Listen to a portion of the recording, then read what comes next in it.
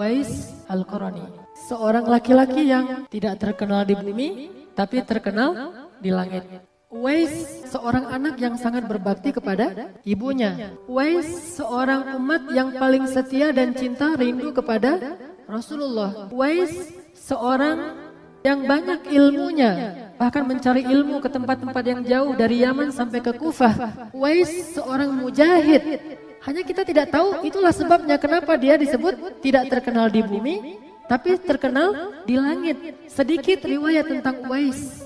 Makanya kalau saya simpulkan dari semua kelebihan ini, dia berbakti pada ibu, dia seorang laki-laki yang sangat cinta kepada Rasul, dia yang cinta kepada ilmu, dia yang ahli jihad. Dari semua kebaikan ini, ada satu himmah yang paling luar biasa dari Uwais yang perlu kita tiru. Apa himmahnya? Uwais juga seorang yang ahli bersyukur. Sebagaimana dia berdoa kemudian minta disembuhkan penyakit kustanya kecuali sebagian kecil di bawah ketiaknya, agar dia selalu bisa bersyukur seperti Luqmanul Hakim. Tetapi ada satu hal yang menggabungkan semua keistimewaan itu pada diri Uwais. Himmah apa? Himmah ikhlas mencari ridha Allah Subhanahu wa taala. Himmah ikhlas saja coba kita belajar dari Uwais.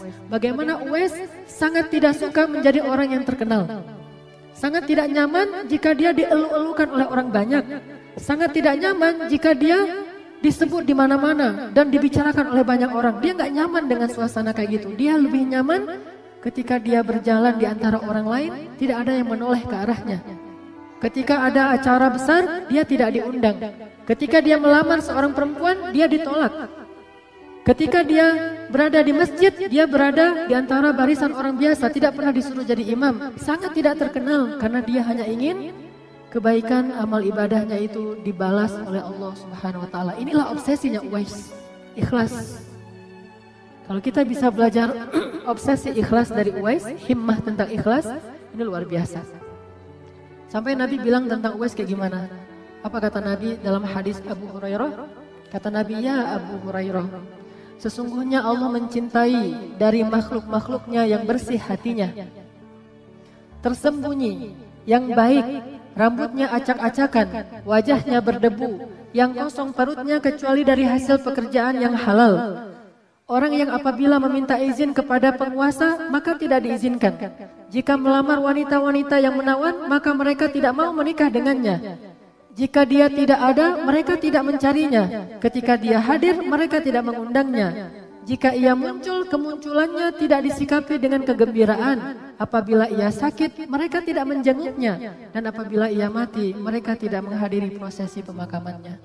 Tapi jika Allah sudah sayang dan cinta kepada seseorang, Allah akan buat dia tetap terkenal di langit dan di bumi. Sebagaimana hadis Nabi, siapa yang himmahnya mencari dunia, maka dunia akan lari darinya, akhirat akan lepas darinya dan dia jadi hina. Siapa yang akhirat menjadi himmahnya, maka Allah berikan akhirat untuknya dan dunia datang kepadanya.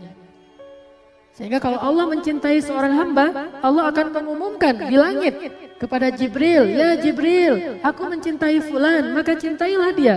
Kemudian Jibril akan mengumumkan kepada seluruh penduduk langit, wahai malaikat dan penduduk langit, fulan, Allah mencintai fulan dan aku mencintai fulan, cintailah dia.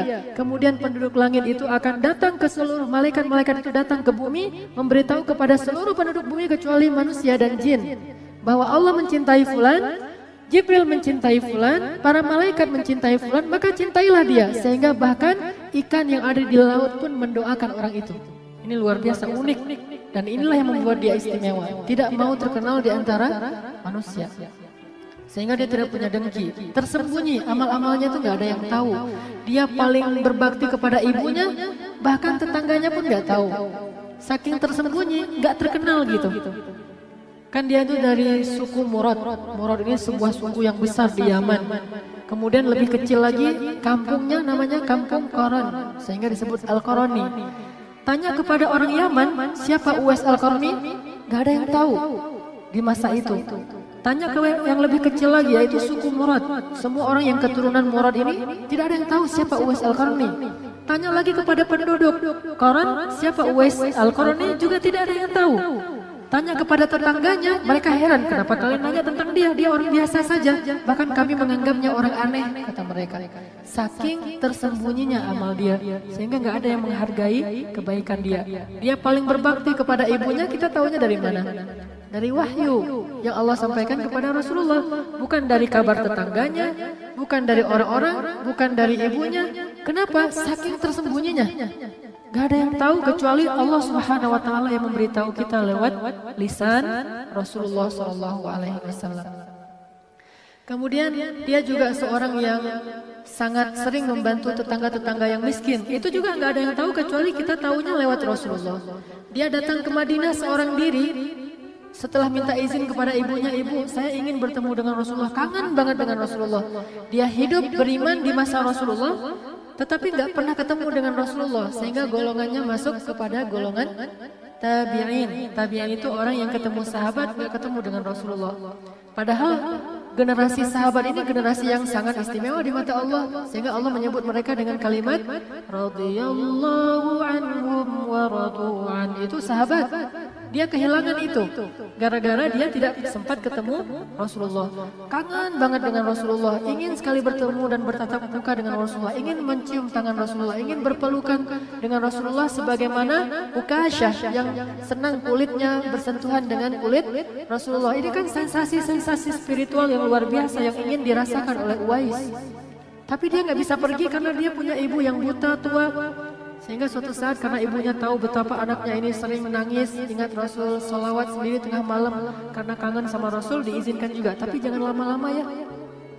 Diizinkan tapi nggak boleh lama-lama karena ibunya nggak ada yang nemenin. Pergilah dia dengan keledainya karena perjalanannya sangat jauh, lebih dari 500 km antara Yaman ke Madinah, sampai keledainya itu mati di tengah jalan. Tapi dia himmahnya tinggi sekali, terus berjalan sampai pingsan, ditemukan oleh penduduk Madinah, dibawa ke Madinah, dan dia bahagia ketika sadar ternyata udah ada di kota Madinah. Cari masjid Nabi, dia duduk dalam masjid, dia tunggu kapan Nabi datang, kapan Nabi datang. Ternyata Nabi waktu itu sedang di luar kota, sedang ada peperangan dan lama tidak datang-datang. Dia tunggu berhari-hari, Nabi tidak datang juga. Akhirnya dia tidak bertemu dengan Rasulullah, dia pulang dengan hati yang sangat sedih karena tidak bisa ketemu dengan Rasulullah SAW. Dia pulang lagi ke Yaman demi ibunya, dan ini pun gak ada yang tahu.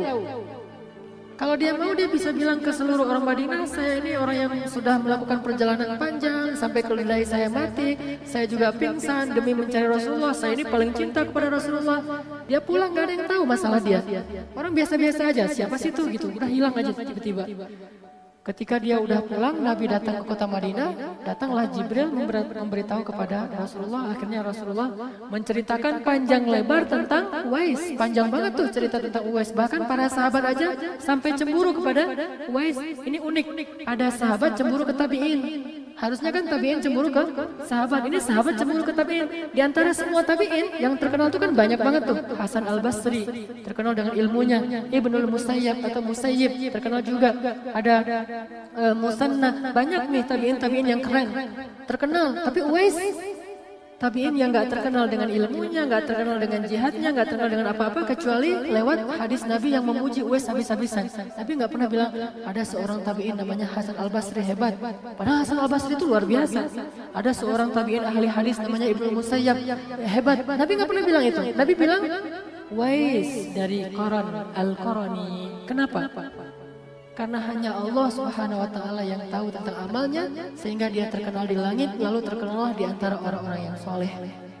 Ya pulang Nabi cerita, tersembunyi, yang baik-baik, rambutnya acak-acakan. Maksud acak-acakan bukan gak menjaga penampilan ya. Rambutnya acak-acakan itu artinya dia miskin dan terlalu banyak tugas pekerjaannya sehingga dia gak sempat ngurus dirinya. Kerjanya itu menjaga ternak-ternak orang, terus dapat gaji sehari cuma 1 dirham. 1 dirham itu hanya untuk bisa makan berdua dengan ibunya dan sedikit tambahan beli roti untuk tetangga-tetangganya habis. Udah gajinya pas-pasan, dia masih bantu tetangganya lagi tuh. Dan gak ada yang tahu tentang itu. Wajahnya berdebu. Jadi ini menunjukkan bahwa Uwais ini orang yang sangat miskin, fakir. Wajahnya berdebu. Perutnya kosong. Jelas sekali, rambutnya acak-acakan, wajahnya berdebu, perutnya kosong. Artinya bukan orang yang kaya, bukan penguasa, bukan orang yang terkenal, gak ada kelebihan apapun. Sangat-sangat sederhana. Kemudian dia tidak makan kecuali hasil pekerjaan yang halal. Juga nggak pernah meminta-minta. Nggak ada yang lebih dari hartanya. Orang yang apabila meminta izin kepada penguasa tidak diizinkan. Coba kayak gimana tuh? Gak punya link kemana-mana, gak punya teman. Kalau kita kan ada masalah sedikit, mungkin ada teman kita yang polisi lah atau apalah, ada Pak Alri itu, telepon Pak Alri biar gampang urusannya atau apa, atau pakai kalau kita di mobil kan pakai tanda ini militer atau apa kan, jadi orang segan gitu kan ya. Ini nggak punya lobby apapun, benar-benar orang yang dianggap hina, biasa banget. Jadi kalau dia ketemu penguasa meremehkannya, minta izin, dia ngomong nggak mau dengar, kamu nggak usah ngomong, diam. Wise, orang yang kayak gitu diperlakukan. Jika melamar, nah ini lebih menyakitkan lagi nih menurut saya nih. Jika melamar perempuan ditolak, gak ada yang mau nerima kalau dia melamar. Sabar dengan kondisi kayak gitu, gak mau dia datang ke perempuan. Saya Uwais Al-Qarni yang diceritakan Nabi tuh. Nih hadis-hadisnya nih, hadisnya sahih. Kan enak tuh, tinggal bawa hadis Nabi, kasih tahu ke ceweknya, pasti akan diterima. Oh ini ternyata Uwais itu. Oh kamu, nikahi saya gitu ya. Kayak ada apa yang di acara TV gitu. Ini enggak, karena dia emang orang yang sangat menjaga keikhlasannya. Kalau dia tidak ada, nggak ada yang tanya-tanya. Si Uwais kemana? Nggak ada yang nanya. Biasa aja dia ada, nggak ada yang merasa mengundang dan merasa senang dengan keberadaannya. Dia nggak ada pun nggak ada yang nanya, biasa aja. Dia nggak ada yang nanya. Dia ada juga nggak ada yang merasa bahagia dengan kedatangannya. Jika dia muncul, kemunculannya tidak menggembirakan. Kalau dia sakit, gak ada yang jenguk coba. Orang sesoleh ini. Udah gitu kalau dia mati, gak ada yang menghadiri prosesi pemakamannya. Ini kayak gimana ikhlasnya coba. Lalu para sahabat bertanya, bagaimana menjadi seperti orang itu ya Rasul? Rasul menjawab, dia adalah Uwais Al-Qarni. Kalau kalian mau ngelihat orang yang kayak gitu, yang Allah sukai, yang Allah cinta, maka dia adalah Uwais Al-Qarni yang sangat menjaga keikhlasannya, nggak ada yang tahu. Sehingga ketika Nabi selesai memberitahu tentang ini, dia dari Qarni, dari Yaman, ternyata ada seorang sahabat, teman-temannya Uwais yang ada di sana itu mendengar cerita tentang Uwais. Akhirnya mereka pulang dengan bangga. Jadi yang bangga itu bukan Uwais, penduduk Yaman yang bangga. Coba lihat, Uwais malah khawatir dengan hadis ini. Kok ketahuan juga ya, gitu kan? Yang bangga justru penduduk Yaman, sehingga ada seorang penduduk Yaman, sahabat kaya raya, pulang ke Yaman, dia buat acara besar-besaran, dia umumkan, siapa yang bisa menemukan Uwais, saya kasih berapa ratus dinar. Uwais itu orang yang sangat luar biasa, dia adalah membanggakan penduduk Yaman. Kita bangga karena ada Uwais, jadi yang bangga itu malah orang lain, bukan Uwais. Sampai akhirnya semua orang nyari-nyari Uwais, ketemulah Uwais, dihadapkanlah Uwais diundanglah kepada orang kaya. Uwais gak mau datang. Sampai akhirnya orang kaya itu yang datang ke rumah Uwais, wah gombrang-gombrang gitu, ramai gitu ya. Tiba-tiba depan rumah Uwais kok ada kayak pawai gitu, ramai. Pas dibuka pintu oleh Uwais, ada pawai ramai bawa dinar, dirham, emas, perak segala macam, diserahkan semuanya kepada Uwais. Jadi bahasa kita mah cari muka. Sekarang kan jadi pengen jadi orang dekatnya orang terkenal gitu kan ya. Dia pengen jadi orang dekatnya Uwais. Dia luar biasa memberikan hadiah kepada Uwais. Uwais malah bertanya, ada apa ini? Kemudian kata mereka, ya Uwais, engkau lah yang disebut Rasul segala macam. Dia sebutkan hadisnya. Uwais menangis kemudian mengatakan, ayo kita nikmati hidangan ini bersama-sama. Semuanya makan tapi dia diam-diam ternyata gak makan. Setelah selesai itu orang-orang udah pada pulang, tiba-tiba dia lenyap. Ketahuan bahwa dia udah mulai terkenal, hilang. Coba gimana, hebat ya. Sejak dia terkenal malah lenyap, kayak ditelan bumi, hilang, gak ada lagi tuh. Sehingga orang tanya, mana Uwais? Ada yang pengen didoain, ada yang pengen belajar, ada yang pengen bareng dengan dia. Gak tahu lagi. Sejak saat itu Uwais pindah dengan ibunya, gak tahu di mana tempatnya. Tiba-tiba baru muncul lagi nanti di zaman Umar jadi khalifah. Baru muncul lagi. Lenyap entah berapa tahun tuh. Hilang aja dari peredaran. Orang gak tahu kemana dia pergi. Ini Uwais. Akhirnya Rasulullah bilang kepada Umar dan Ali, dua orang sahabat yang kita tahulah kualitasnya ini udah nggak diragukan lagi nih, siapa Umar, siapa Ali. Dan Umar dan Ali ini lebih istimewa daripada Uwais. Tetapi Rasul nyuruh Umar dan Ali belajar kepada Uwais dan minta doa dari Uwais. Coba kayak gimana? Kalau kamu ketemu dengan dia ya Umar, ya Ali, minta supaya dia mendoakan dan meminta ampun untuk kalian. Kenapa? Karena sesungguhnya kata Rasul, nanti di hari kiamat di padang mahsyar semua orang-orang beriman dipersilakan masuk ke dalam surga. Lalu ketika Uwais lewat di pintu surga, dia dicegat oleh malaikat.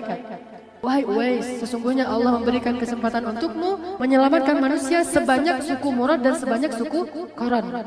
Jadi entah berapa ribu orang bisa diselamatkan oleh Uwais, sehingga dia nggak boleh masuk surga dulu. Balik lagi ke padang mahsyar, cari orang yang soleh-soleh, yang ikhlas, yang punya kesamaan dengan Uwais, sebanyak suku Murad dan sebanyak suku Qarani. Ini saking istimewanya Uwais. Makanya kata Rasul, kalau kamu ketemu Uwais, minta doa dari dia. Minta dia istighfar untukmu, wahai Umar dan Ali. Hingga suatu saat ketika Umar jadi khalifah di musim haji, Umar menemui jamaah haji dari Yaman. Lalu dia tanya, di mana orang-orang Yaman yang dari suku Murad? Dikumpulkan dari suku Murad. Ketika dikumpulkan dari suku Murad, ditanya, siapa di antara kalian yang berasal dari Qarani? Dikumpulkan lagi jadi lebih sedikit. Lalu Umar bertanya, adakah di antara kalian yang bernama Uwais? Seorang laki-laki tua mengatakan, ada. Tetapi dia orang biasa banget, wahai Amirul Mukminin. Kenapa Anda mencari dia? Dia nggak tahu nih, udah lupa dengan cerita yang dulu. Dia orang biasa banget, bahkan kami menganggap dia orang aneh. Kata Umar, di mana dia? Kami suruh dia untuk menjaga onta dan kuda-kuda kami di Arafah. Coba bayangin. Gak masuk ke kota Mekah, saking biasanya dia gak masuk dalam rombongan. Wes, kamu gak usah ikut-ikutan, biar kami aja pergi. Jadi kamu tungguin ya onta-onta kami sama. Bayangin orang paling mulia disuruh jadi penunggu onta dan kuda. Coba kayak gimana? Ikhlas banget kan? Ya udah dia tungguin tuh onta mereka, kuda mereka. Sehingga ditanya, mana Uwais? Dia lagi di Arafah nungguin onta dan kuda kami. Akhirnya Umar mengatakan, kalian tidak tahu. Seandainya kalian tahu siapa dia, kalian tidak akan mengatakan demikian. Pergi langsung Umar dengan Ali kepada Uwais. Uwais lagi sholat di Arafah. Kemudian ketika selesai sholat, Umar dan Ali memberi salam dan Uwais menjawab salam. Kemudian Umar mengatakan, apakah engkau Uwais Al-Qarani? Ya, kata Uwais. Apakah engkau orang yang diceritakan Rasul punya penyakit kusta kemudian sembuh kecuali sebagian kecil? Ya, kata Uwais. Diperlihatkan, oh ini buktinya. Akhirnya Umar langsung memeluk Uwais. Dia tahu kedudukan Uwais. Dipeluk sama Umar, Ali memeluk Uwais. Kemudian berdua orang ini bilang, ya Uwais, berdoalah, mintalah ampunan kepada Allah untuk kami. Uwais mengatakan, ya Allah, ampunkanlah Umar, ampunkanlah Ali. Coba kayak gimana? Ampunkanlah Umar, ampunkanlah Ali. Karena memang doanya mustajabah, pasti diterima oleh Allah. Kemudian kata Umar, setelah selesai haji ini kamu mau kemana Uwais? Kata Uwais, saya mau ke Kufah, mau mencari ulama belajar di Kufah. Kata Umar, kalau gitu terimalah ini hadiah dari saya, beberapa dinar untuk perjalanan kamu. Kata Uwais, ya Amirul Mukminin, di tangan saya masih ada 4 dirham sebagai gaji atas jerih payah saya menjaga kuda dan onta-onta orang Yaman. Mereka kasih saya 4 dirham. Saya nggak tahu apakah saya sempat memakai 4 dirham ini atau saya malah meninggal dulu sebelum 4 dirham ini habis. Bagaimana saya akan menerima lebih banyak dari itu? Ya Amirul Mukminin, 4 dirham ini aja bisa jadi fitnah di akhirat. Kalau saya nggak bisa menghabiskannya dengan cara yang halal, gimana saya mempertanggungjawabkan di hadapan Allah? Apalagi dikasih yang mubazir lebih dari kebutuhan saya. Maaf ya Amirul Mukminin. Langsung Umar membuang uang di tangannya sambil menangis, sambil mengatakan, aduhai celaka, seandainya ibu Umar itu tidak melahirkan Umar, seandainya ibu Umar itu tidak melahirkan Umar. Dia merasa hina di depan Uwais, merasa dirinya itu jauh lebih rendah daripada Uwais Al-Qarani. Kemudian Umar mengatakan, kalau gitu nggak masalah, kamu nggak terima, sekarang saya buat surat untuk gubernur yang ada di Kufah, sehingga nanti kalau kamu sampai di Kufah butuh apa-apa, datang saja bawa surat ini kepada gubernur. Ya Amirul Mukminin, sebaik-baik penjaga itu Allah Subhanahu wa taala. Saya tidak membutuhkan seseorang yang menghormati saya, apalagi seorang khalifah, seorang gubernur, sehingga membuat hatinya jadi terkotori oleh itu. Kan diundang oleh gubernur, diundang oleh khalifah, dianggap mulia. Kan itu bahaya bagi dia. Dia pengen jaga banget ikhlasnya. Gak mau terkenal banget, gak mau dikhidmati oleh siapapun, gak mau dilayani, benar-benar menjaga ikhlas. Obsesi, himmah menjaga ikhlas. Akhirnya Umar batal lagi itu, gak jadi nulis surat kuasa kepada gubernur yang ada di Kufah. Tiba-tiba pelukan aja Umar nangis-nangis, ya Uwais tolong jangan pergi, temani saya ke Madinah, tinggallah bersama saya. Umar pengen banget dekat dengan Uwais. Uwais mengatakan, ya Amirul Mukminin, di antara kita ini ada sebuah bukit yang sangat tinggi dan hanya ketakutan kepada Allah lah yang membuat kita bisa bertemu. Jadi kita nggak ketemu dalam kehidupan nikmat atau apa, tapi kita bertemu karena kita sama-sama takut kepada Allah. Dan kata Uwais yang kalimat penutupnya apa? Aku tunggu engkau di akhirat. Ini luar biasa. Saya tunggu engkau di akhirat. Coba ikhlasnya luar biasa. Saya tunggu engkau di akhirat ya Amirul Mukminin. Menangis Umar, menangis Ali. Berangkatlah Uwais ke Kufah dan gak ada yang tahu lagi berita tentang dia. Sampai ada seorang laki-laki namanya Harim. Dia datang ke Kufah cari-cari Uwais. Uwais lagi duduk di pinggir sungai Efrat sambil berwudu. Ketika dia datang kepada Uwais, Assalamualaikum ya Uwais. Waalaikumsalam ya Uwais. Temani saya, saya ingin selalu bersama engkau, kata Uwais. Sesungguhnya sebaik-baik teman itu adalah Allah Subhanahu wa taala. Dia nggak mau ada pengikut, itu intinya. Sampai hilang lagi berita tentang Uwais sekian lama, baru ditemukan di zaman Ali. Coba lintas zaman nih.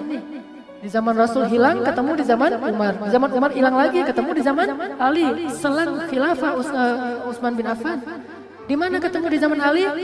Sudah menjadi seorang syahid dalam perang Siffin antara Ali dengan Muawiyah dalam barisan pasukan Ali bin Abi Thalib. Itulah akhir dari cerita Uwais.